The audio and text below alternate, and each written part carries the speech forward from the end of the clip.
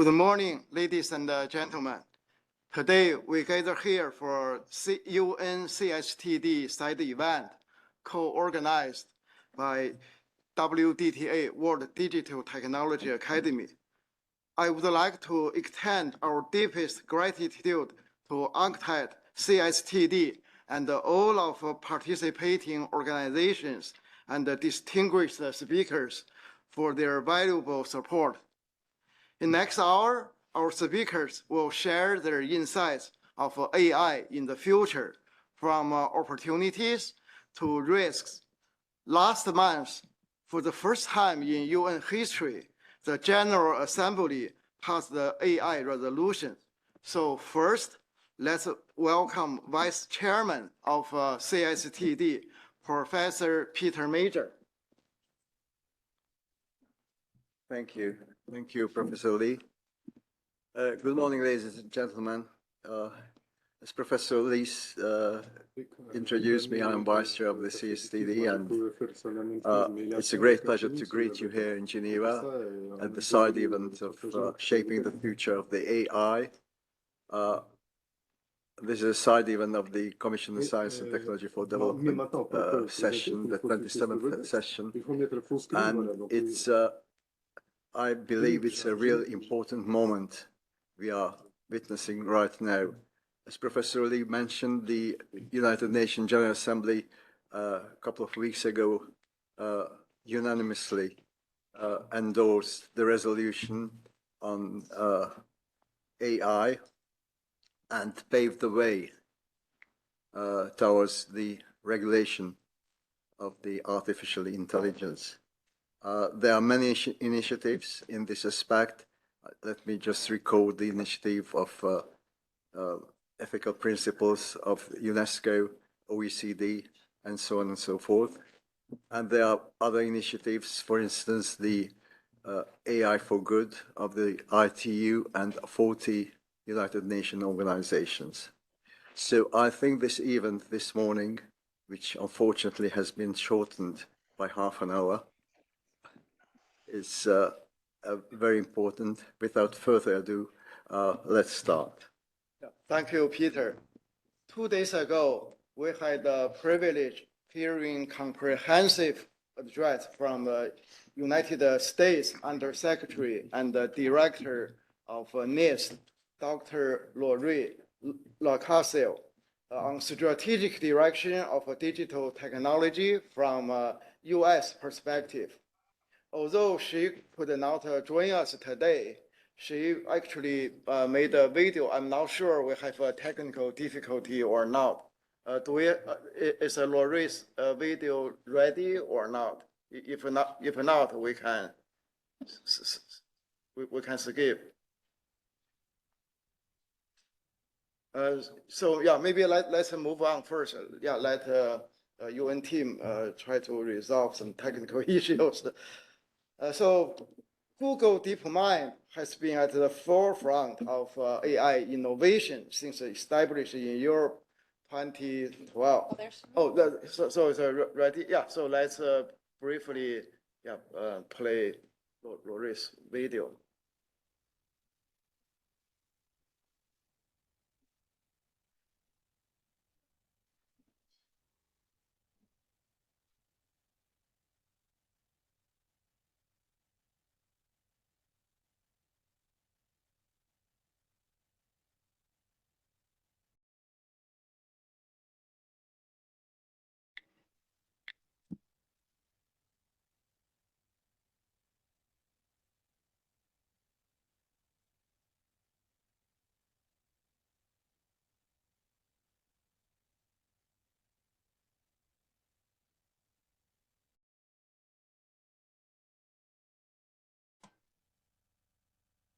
Hi, I'm Sam Miller, a director at the Google DeepMind Impact Accelerator.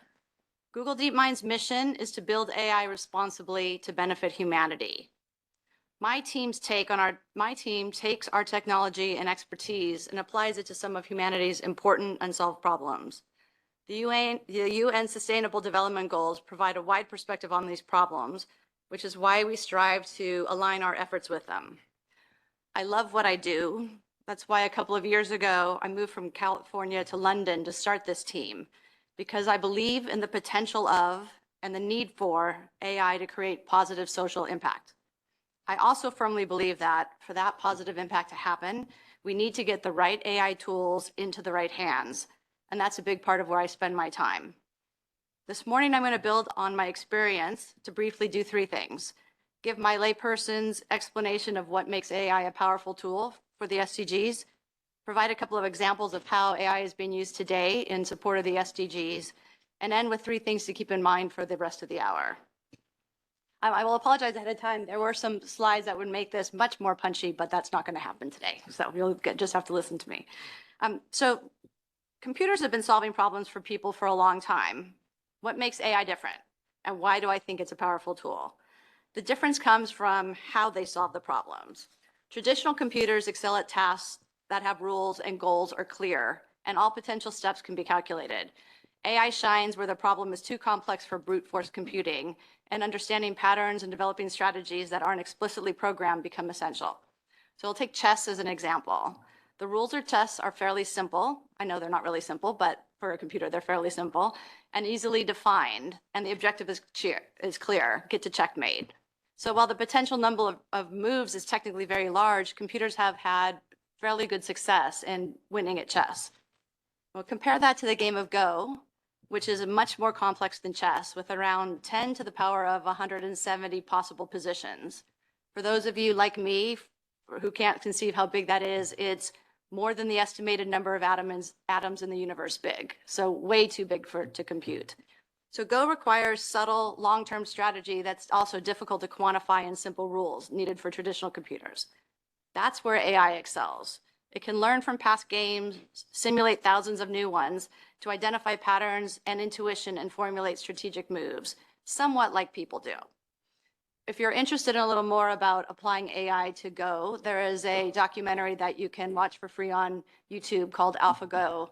It's an hour and something. I've watched it with my 8-year-old niece and my 75-year-old mother, and both were equally mesmerized by it. I know I work for the company, but it's actually a very good movie. So let's take climate, for example. We have lots of data from different sources, satellites, weather stations, ocean buoys, et cetera. AI can help us translate that huge amount of data and identify patterns that might elude researchers, unlocking a new world of potential solutions for climate action, such as enabling scientists to enhance weather forecasting accuracy. This was the concept behind GraphCast, an AI tool we created. Last September, GraphCast predicted 9 days ahead of time that Hurricane Lee would hit Nova Scotia, whereas traditional forecasts provide 6 days notice. Think about how much those extra 3 days matter. 3 more days to prepare, to organize help, supplies, make decisions about whether people are staying in their home, give people time to take their valuables with them. Beyond preparing for weather events, the ability to identify patterns in weather data also has the potential to help us advance goals on things like clean energy. Another area where AI is having a big impact is on biology and proteins. Proteins are the fundamental building blocks of all living organisms, functioning as tiny machines within cells. Their specific shape, the shape of the protein, determines their role, from fighting off viruses to facilitating photosynthesis in plants to forming exoskeletons in insects.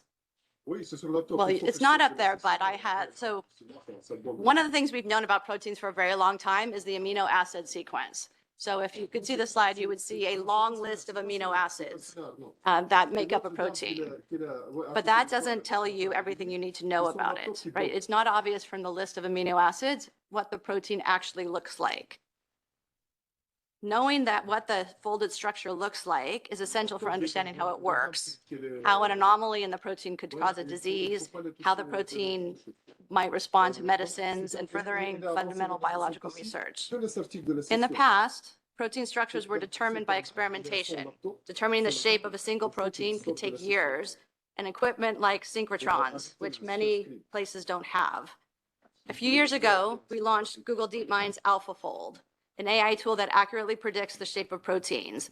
Now it can take seconds to generate a protein structure, and you don't need a synchrotron to do it. So it's not up there, but I was going to show you the protein. Tu sais, cette dame-là qui est très active, c'est très actif et il faut qu'elle sorte de la session. Et So there are exciting things. Let's see. Well, since launching AlphaFold in 2021, we've made over 200 million folded proteins available to the world, accelerating the timeline to potential solutions like new drug treatments for diseases, research on AMR, and developing plastic-eating enzymes to reduce plastic pollution. How long would it have taken to create those 200+ million structures using traditional experimental methods? Potentially hundreds of millions of work years. So there are exciting things happening in AI and using AI to advance progress on the SDGs, but we're still at the start of the journey. There are a number of things to keep in mind as we shape the future of AI, but I'm going to mention just 3 of them today. First, we need to be bold and responsible. For Google DeepMind, this means developing AI in a way that maximizes the positive benefits to society while addressing the challenges. It means being responsible from the start, advancing capabilities and safety hand in hand. We invest extensively in trust and safety practices and research. Responsibility also requires collaboration and diverse viewpoints and perspectives. As I've said, AI alone is not enough. It must reach the right hands, and those hands need to be empowered to use the AI. Let's use an older technology example.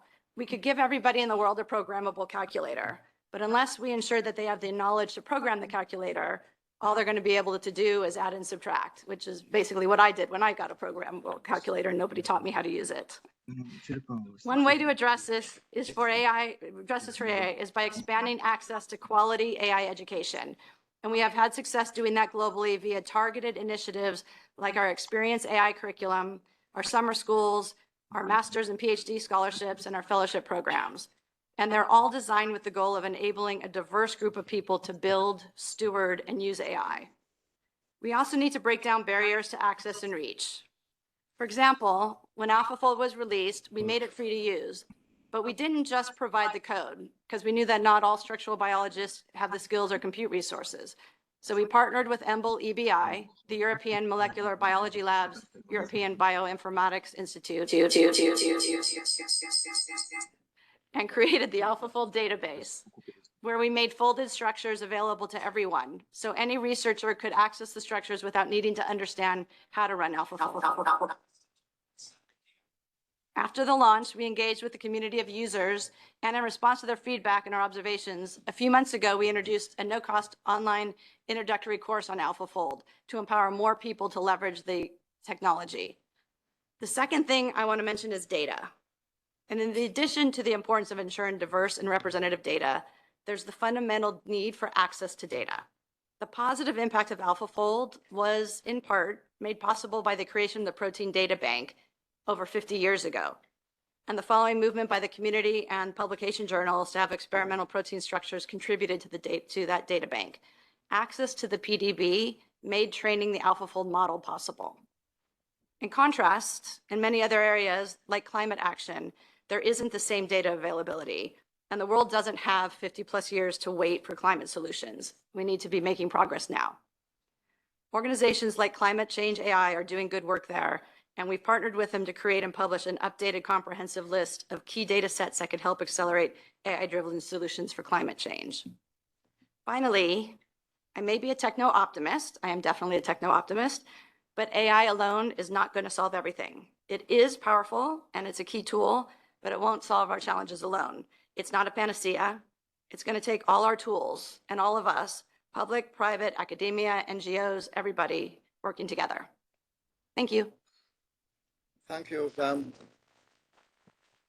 Our next speaker will be Dr. Heather Fraser from CSET, Center of Security and Emerging Technology of Georgetown University.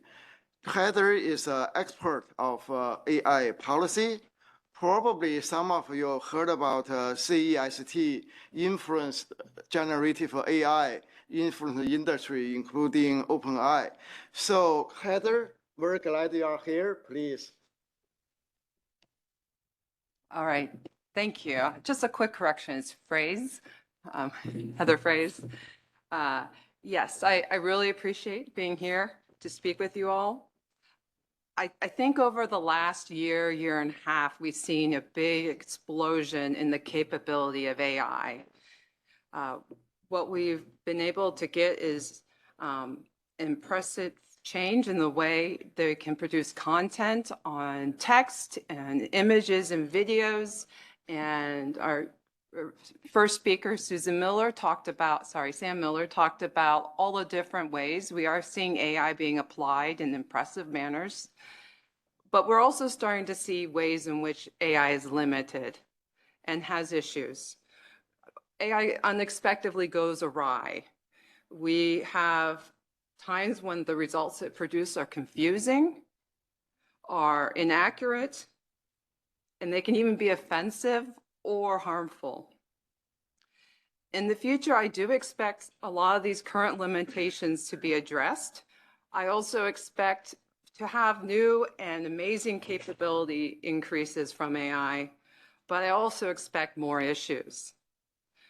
I expect improvements because I see actively researchers and producers addressing the problems and trying to solve the problems we are currently seeing with AI. And what AI will look like in the future, what new capabilities, I'm not real sure. I'm not a futurist. But based on what I see now in the pipeline, I expect for there to be widely used agents that are enabled with generative AI, along with robots enabled by generative AI. And with these new and very different capabilities, I expect more problems and issues to be discovered. I also expect that just because AI is going to be more widely used, be more in applications, be in the hand of more people, we will see more problems.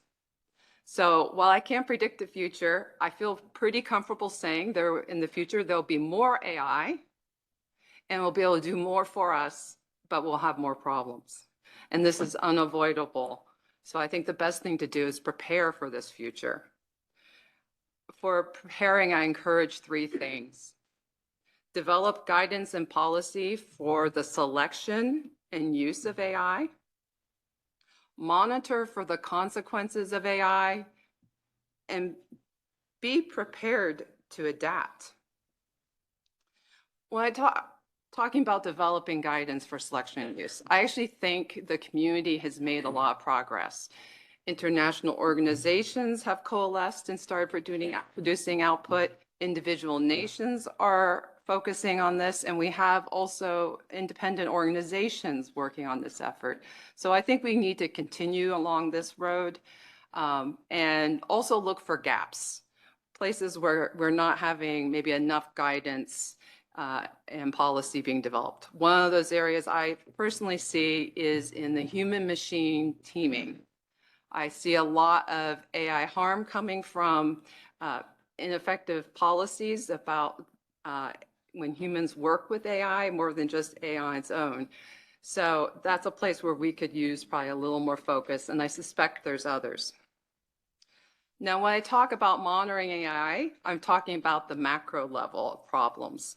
A lot of times when people discuss monitoring AI in this community, they're talking about looking at individual models and what are their outputs. Here, I'm really saying we need to consider and look for how AI is affecting society at a macro level. What problems are we seeing for health and safety, for human rights, for the environment, for government services and government institutions? And I think one of the ways we could do this is by establishing processes for mandatory and voluntary reporting of instances of AI harm or severe failure. And then be ready to adapt. As I stated earlier, there's so much unknown with what AI will bring that we have to recognize that the solution we come up with now is unlikely the best or final solution. So you need to just regularly review policies, guidances, processes, goals, desires, and be ready to update them. We're actually on a long journey here, I believe. And again, thank you. I'm very honored to have this option to speak with you. Thank you. Turning our attention to Africa, we welcome Mr. Darlington Arkogo, a leader in health AI, from leading research labs to participating in multiple UN working groups and collaborating with Bill Gates on AI project. Darlington contribution are groundbreaking. Darlington, please please share your journey with us. Also, please pay attention to time. We are a little bit late. Do that. I have some slides. Okay. So if we can get the slides a bit larger. Is this a clicker? No. Okay, that's fine. So I'm the founder and CEO of Mino Health AI Labs. Essentially, we founded this company because we saw the state of healthcare globally. It's been, filled with a number of issues. You have high prevalence rates for a number of conditions and high mortality rates. And this is especially true in the continent that I come from, which is Africa. And we try to understand what are the underlying reasons. So one of the reasons that really shot up is infrastructure, which we all know very much about. But another one had to do with the shortage of clinicians. So we didn't have enough health workers. So in line with this, my team and I started Mino Health AI Labs to develop AI solutions that would automate different components within the health delivery pipeline. So in line with this, we've built AI systems that do everything from diagnosing medical or interpreting medical images to diagnose things like lung cancer to pneumonia, tuberculosis, and then worked on even drug discovery. We've worked on infectious diseases like malaria. We work across the full pipeline. Radiology is one of our larger focus. So what we ended up doing in the last couple of years is that, especially the last 1 year, we initiated what we call AGI for health. So AGI stands for Artificial General Intelligence. Today, what that mostly looks like is foundation models. So you might hear things like large language models. So essentially at Mino Health AI Labs, with pilot funding from the Bill and Melinda Gates Foundation, we've been building multimodal large language models that can do different things within healthcare. I would have liked to show you on the slide what this looks like. But essentially, we have this AI system that is a generalist system within healthcare. So it could do several medical tasks, several hundred. So just a couple of days ago, I was in St. Kitts, which is in the Caribbean. And then I was doing a demo before, a bunch of government officials showcasing what this AI system looks like. So someone in the crowd mentioned that they had skin condition issues, and they asked us, can our AI system interpret and diagnose the skin condition issues? We had not tested the AI system on that. So we said, okay, let's give it a try live and see what happened. And then we just took some image of someone who had very extreme case of eczema, gave it to the AI system, and the AI system was able to accurately see that this patient had eczema and the viral infection that causes it and everything. So essentially, we've built this general purpose AI system, and we are forming partnership around the world to scale it up. The benefit here is that we now have the potential to create a 24-hour, 7 days a week medical doctor and give access to everyone on the planet.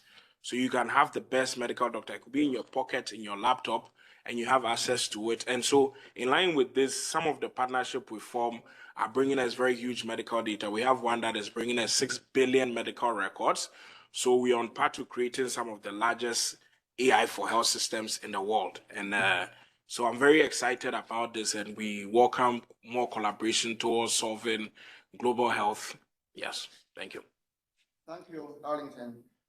Taking this opportunity, we are going to have a short ceremony. I use this as a celebration. This sound.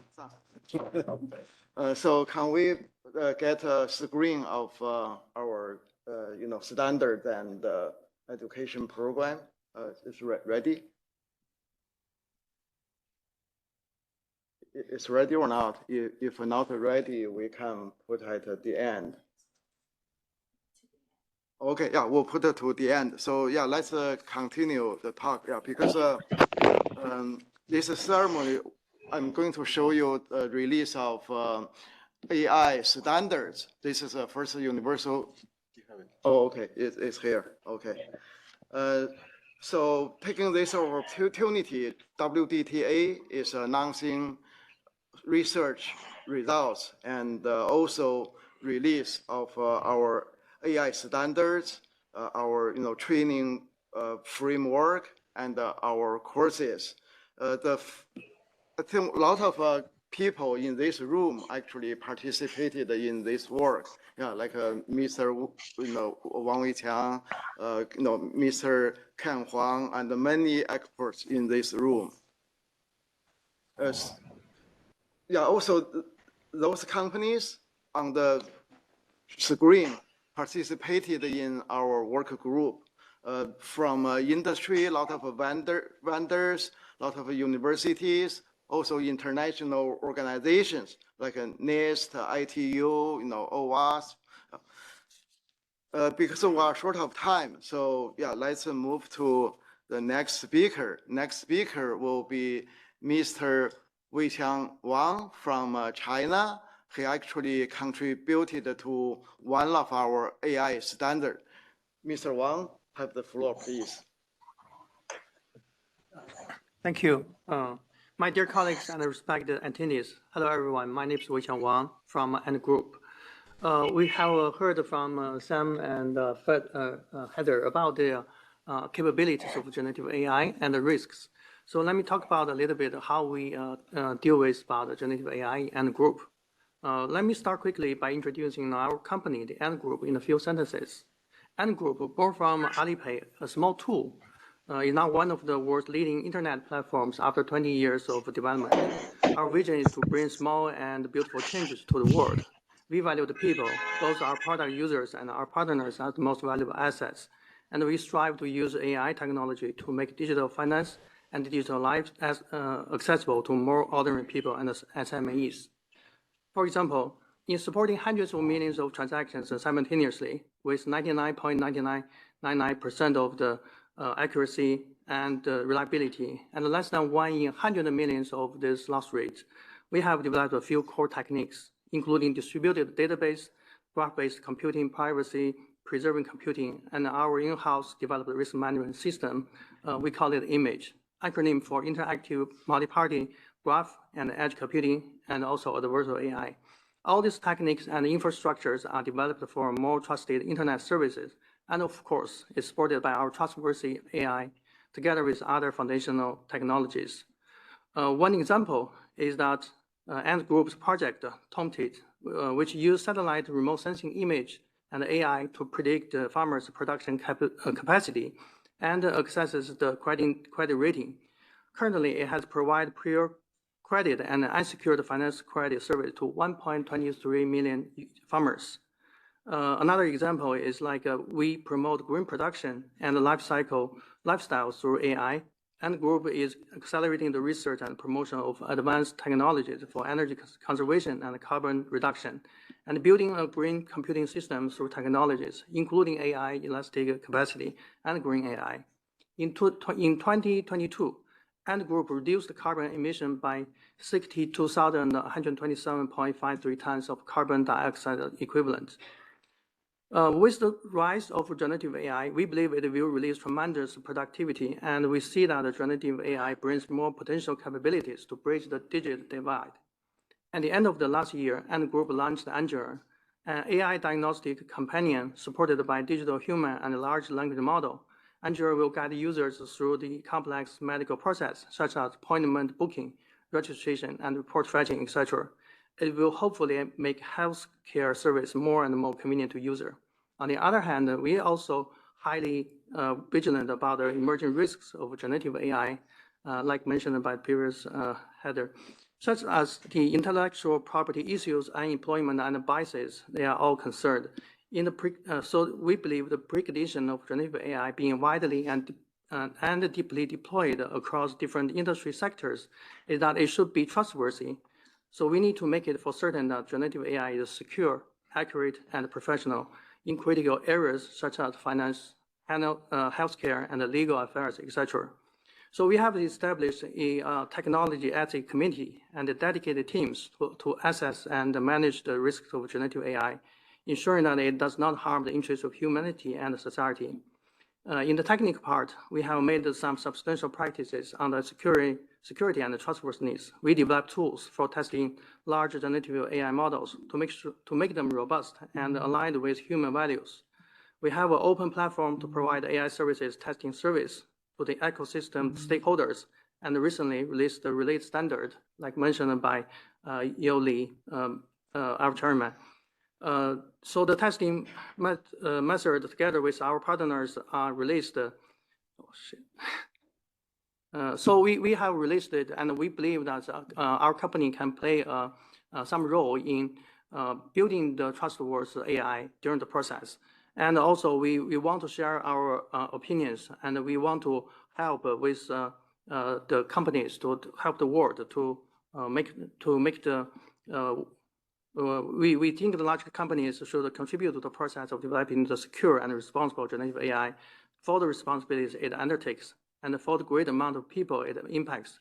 The Ant Group would very like to cooperate with stakeholders in the industries and governance for developing techniques, constructing industrial standards, and to share opinions on the topic. With that, I conclude my talk. Thank you all. Thank you, Wei Qiang. Yeah, so Wei Qiang is a leader of one of our AI standards. This is a large language model security testing. Also, we have OpenAI as a key player in our standard creation. OpenAI is co-chair with Ken for our standard. This is called the generative AI application security testing and validation standard. However, OpenAI representative Nick will join us through video because of the technical difficulty. We will play his video at the end. So next, our next speaker will be Max Stauffer. He's a co-founder and the CEO of Simon Institute for Long-Term Governance. Max, have the floor, please. Thank you very much, Excellencies. Good morning. The Simon Institute is a non-profit organization based in Geneva that supports member states and the UN system on making decisions on the governance of science and technology. And given the CSTD week, given the WSIS plus 20 next year, given the Global Digital Compact being negotiated in New York at the moment, I will make some remarks on the multilateral governance of AI and to address some of the opportunities and risks that were mentioned so far. So I will make 3 points. What is the risk of AI, or what are potential risks of AI? What is the gap in terms of governance? And then what is the potential path forward? In terms of risks, you've heard this many times before. I will only mention 2. The first one is that there's a large risk of misuse, not misuse, but misuse. That for most countries in this world, the biggest risk from AI is the option that they will not be able to benefit from AI development. And that is because technology development generally is associated with rising inequalities between the countries that have access to technology and the ones that do not. And this will not be different with AI. AI requires extremely advanced infrastructure in terms of energy, in terms of broadband internet, in terms of compute, in terms of data servers. And most countries in the world do not have this infrastructure. Therefore, most countries in the world cannot develop their own AI systems, cannot necessarily deploy the most advanced ones. Now, the second risk that we often talk about is this risk of loss of control, which is this combination of multiple elements at scale. It's a combination that it is difficult to specify our goals in AI systems. It's difficult for AI systems to respect those goals.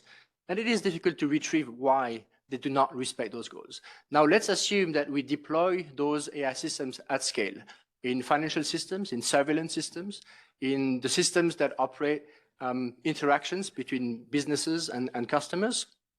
If we start automating those systems based on models that do not fully reflect human goals and do not fully respect them, then we might lose control because we've automated systems and we cannot reverse our decisions. Think about the internet. We cannot tell people to stop using the internet. We cannot tell the financial system to go back to paper and pen. I think the good news here is that you can think about misuse and loss of control as two very different categories of risks. One is about getting access. The other one is governing the frontier technologies. And the good news is that those risks can be tackled simultaneously. They just call for very different type of solutions. Now, to address those solutions, what we face at the international level arguably is a gap. And the gap is at least twofold. At the international level, the fora that address the governance of artificial intelligence are either non-fully fully inclusive, such as the EU, which is regional, or the OECD, G20, G7, that include countries that have similar levels of development. And those fora do address AI governance. They might address it well, but they do not include all countries. They do not include all big tech powers, or they do not foster dialogue between the big tech powers and the developing countries.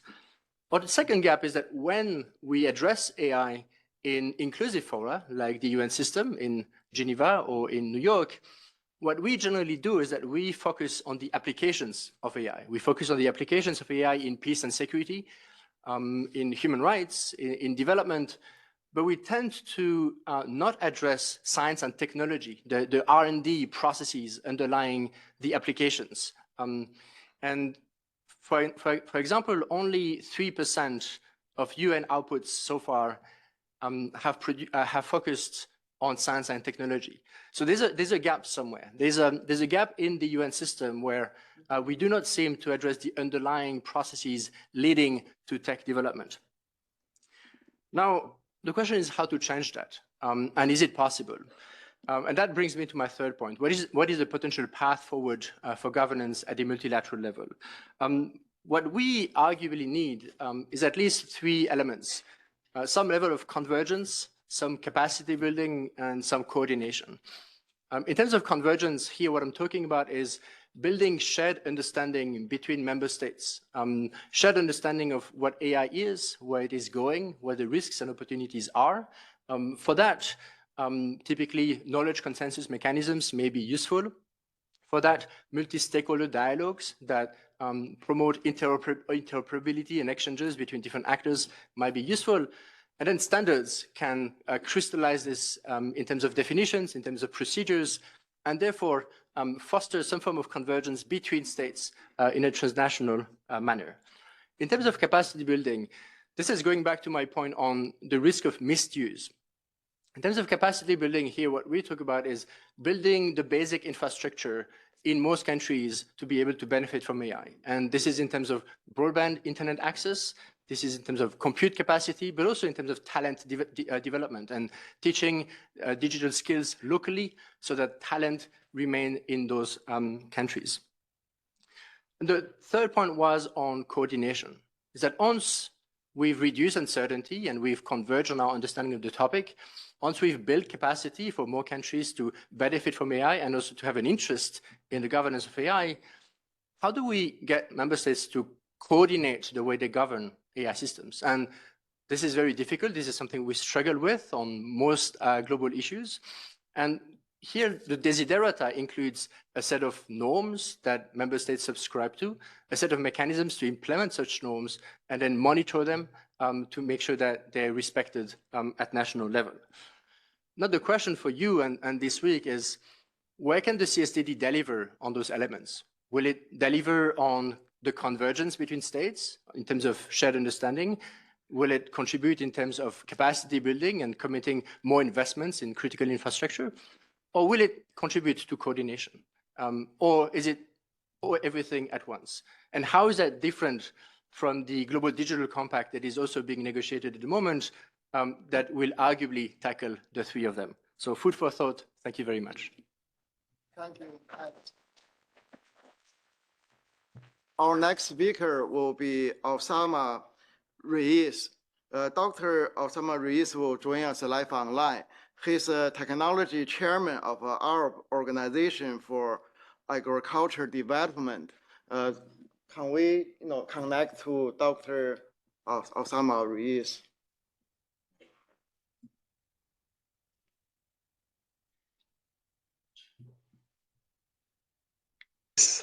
Hello, this is Usama Reis. It is my pleasure being with you. Can you hear me? Can you hear me, please?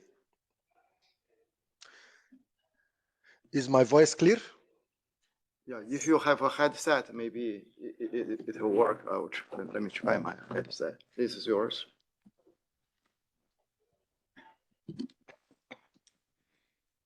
It's not working? Hello, do you hear me? Yes, we can hear you. Oh, it's Please working. proceed. They said it's work. Okay, good, good. Yeah, headset works. Very good. I'm sharing also my screen. Does it appear?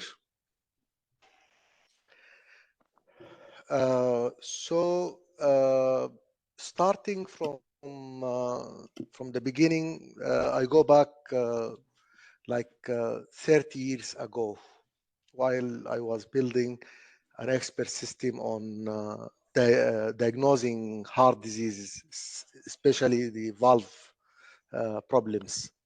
And at that time, one of our professors asked us a fundamental question, I believe. Can be there a computer being? Still that question remain. Yes, it's sparked by science fiction, by research, and by all this, but it still remains open. But we don't need to wait until we answer it to go to next steps. All these graphics have been generated, by the way, by OpenAI. Now we are working on generative AI as a tip of the iceberg of the AI these days, but still quantum computing will be shaping the future of AI very soon. Augmented intelligence will be shaping it, distributed intelligence. Just reminding me with the my previous colleague was presenting the infrastructure needed for AI. Yes, it is difficult for developing countries to have this, but I think edge computing, cloud computing will be a chance for making a distributed intelligence. So here I call for AI transformation. Like in the past 20 years, we are working in digital transformation. Now we need to put frameworks for AI transformation and how systematically and methodologically we tackle the AI opportunity and challenges in our life.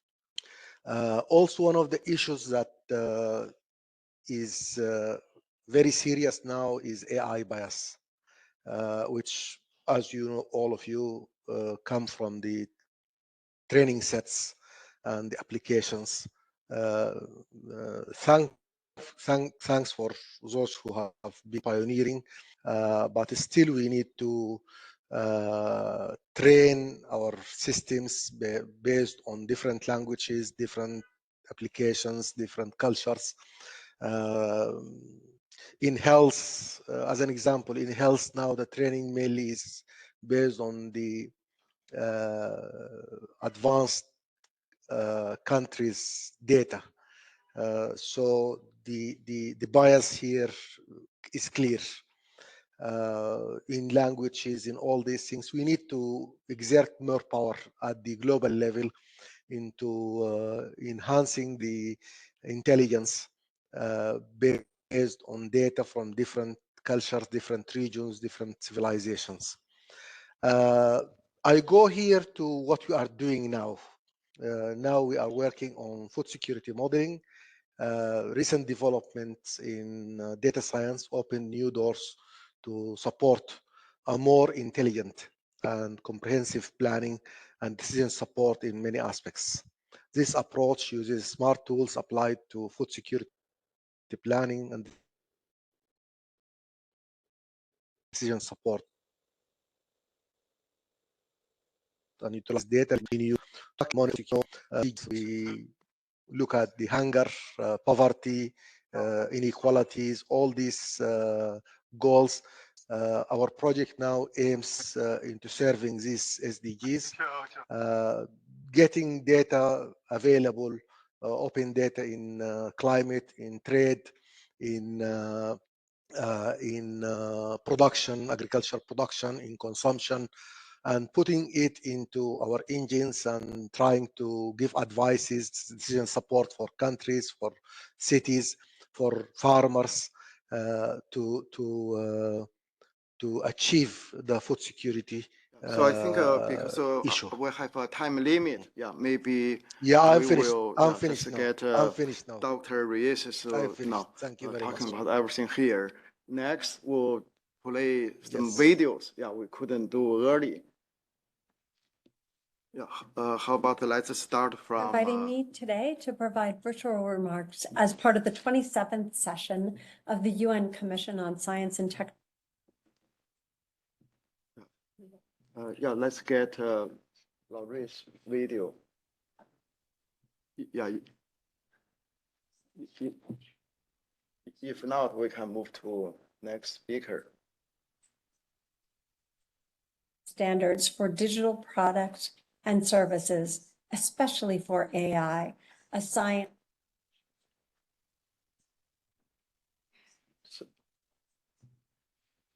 Yeah. We shall put it on our website. Yeah. Just keep it. Okay. Yes, looks like we still have a technical difficulty.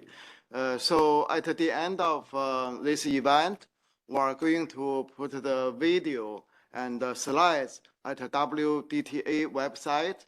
The site name is www.wdtacademy.org. In addition to slides, video, we are going to upload our standards. Well, today we announced the 2 AI standards, the only first 2. In the future, we'll release more. They all will be freely, available at our website. Also for our educational program, the chief AI officer, chief AI security professional, and more AI, training and certification. Yeah, you can get information from our website. I think we have only 5 minutes. Yeah, I would like to maybe get a couple of questions from the floor, from audience. Oh, it looks like a video is okay. Yeah, so Virtual remarks as Yeah. part of the 27th session of the UN Commission on Science and Technology for Development. NIST will advance and strengthen measurement science and standards for digital products and services, especially for AI, a science that is still in early stages of development. NIST will continue to work with international partners on AI. Global cooperation on international AI standards will be critical for consistent rules of the road that enable market competition, reduce barriers to trade, and promote innovation. And this is just a start. While AI is a disruptive technology, much of that disruption has been beneficial. And to continue on that path, leaders like you must ask hard questions, dream of possibilities, and build a shared vision of positive transformation. I'm so grateful that you're convening here today to take on that work. And thank you so much for your time today and for listening.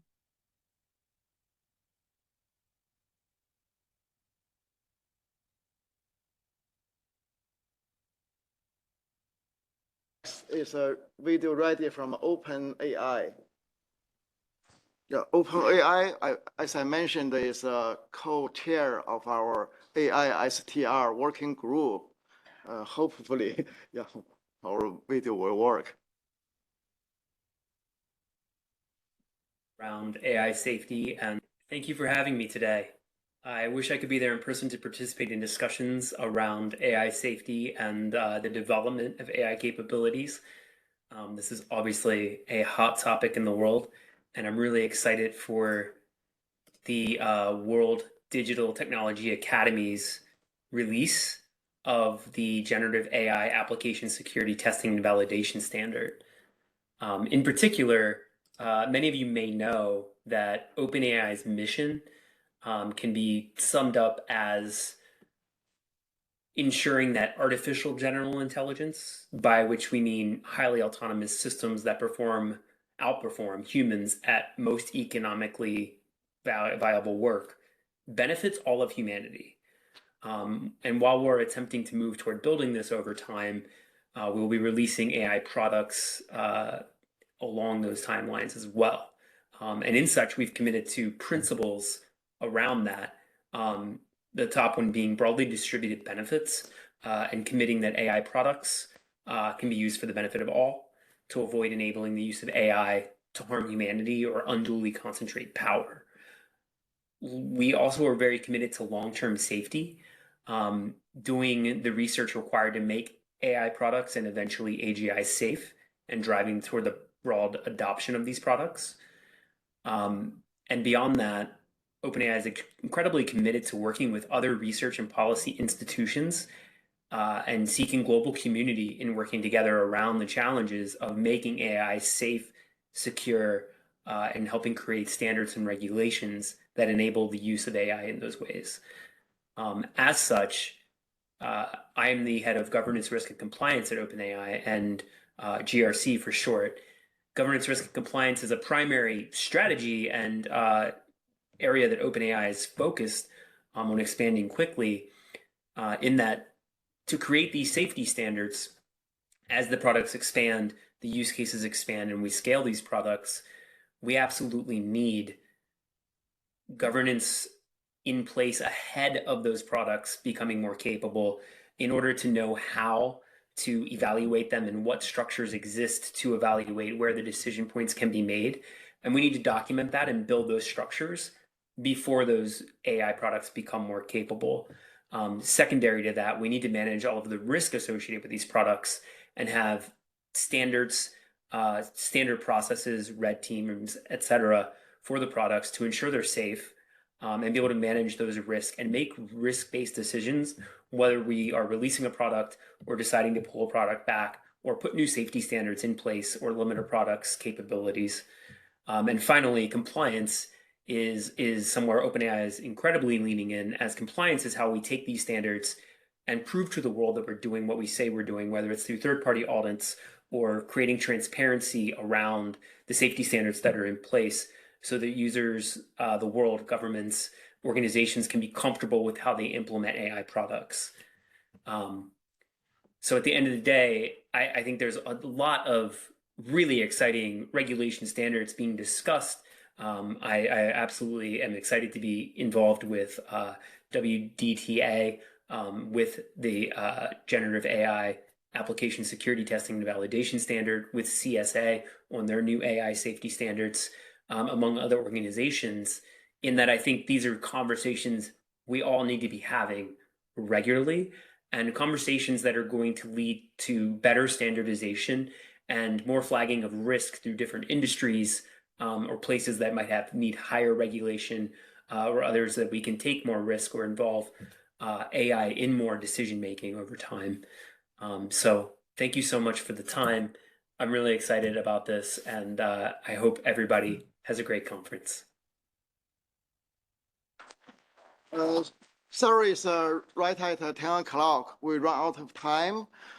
We cannot take a question from the floor. However, there's a good news. Next month, WDTA has been approved by United Nations headquarters to host another side event. So we are going to put our event information at the website. Also, I think everybody has an email. If you do not have an email, yeah, you can tell our team here. So yeah, have a good day. Thank you very much for coming to our side event. Thank you, speakers. Yeah, thank you, speakers.